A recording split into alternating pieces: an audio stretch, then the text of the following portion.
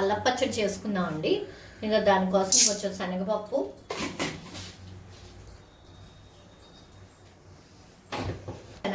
మినపప్పు వేయిస్తున్నానండి.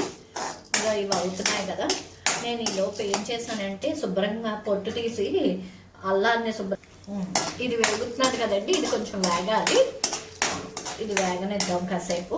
అలాగే నేను ఏం చేశానంటే అల్లాన్ని శుభ్రంగా కడిగి ముక్కలు కట్ చేసి పెట్టుకున్నానండి. ఇది 200 గ్రామ్స్ ఇది.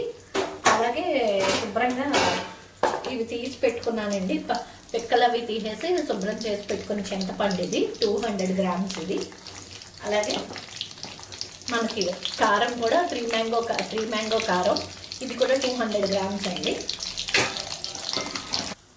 అది బెల్లం కూడా 200 గ్రామ్స్ అండి. కొంచెం పంచదార వేసుకుంటాను, అది 20 గ్రామ్స్ ఇది, 20 గ్రామ్స్ పంచదార వేస్తాను.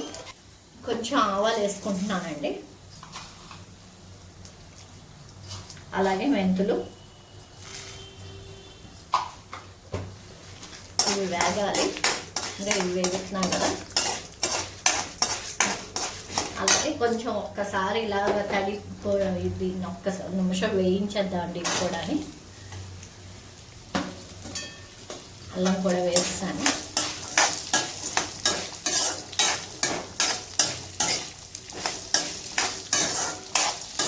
ఇది ఎక్కువ వేగక్కర్లేదండి. ఇంకా కొంచెం పచ్చివాసన పోయేటట్టుగా నూనె వేసుకుని, నేను వేరుశనగ నూనె వేసానండి, టేస్ట్ బాగుంటుంది. ఇంకా ఇలా వేసాను కదా, ఇలా కట్టేసుకుని ఒక్కసారి మనం ఈ చింతపండుని కూడా వేసేస్తే సరిపోతుంది. ఈ చింతపండు కూడా వేస్తాం కదండి. ఇంకా అన్నీ 200 గ్రామ్స్ అండి. చింతపండు 200 గ్రామ్స్, అలాగే 200 గ్రామ్స్ అల్లం, అలాగే 200 గ్రామ్స్ కారం, 200 గ్రామ్స్ బెల్లం, ఉప్పు మాత్రం 150 గ్రామ్స్ తీసుకున్నానండి. సేమ్ ఇదే కొలత అండి. ఇంక ఈ కొలతతో మీరు ఇలా చేసుకుంటే ఇది నిలవ పచ్చడి వీటికే నలిగిపోతుంది అనమాట. దీన్ని ఇలా మిక్సీ చేసేసుకుంటే సరిపోతుంది. ఇవన్నీ కొంచెం కొంచెం వేసేసుకుని మిక్సీ కొట్టేసుకుంటానండి. అన్ని ఉప్పు కొంచెం, కారం కొంచెం, ఇవి కొంచెం అన్నీ నీళ్ళు మరగబెట్టి అలా ఉంచేసానండి. చల్లారే ఇవి అంటే కొంచెం మిక్సీ నలగడానికి కష్టంగా ఉంది, అందుకని ఈ వాటర్ వేసుకుంటున్నాను. చల్లారిన నీళ్ళు, కాచి చల్లార్చిన నీళ్ళు అనమాట. చూసారు కదండి, ఇక మిక్సీ చేసుకున్నాను. అల్లం పచ్చడి ఎంత బాగా వచ్చిందో.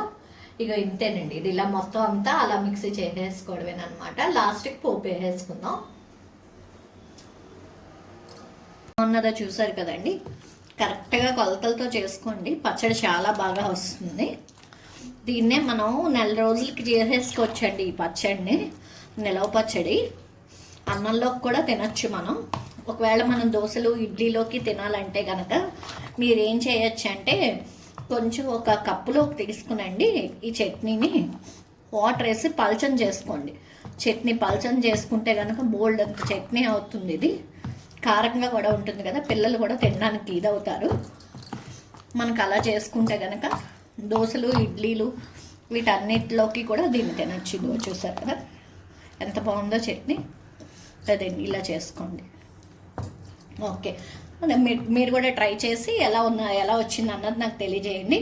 Thank you very much. Please subscribe.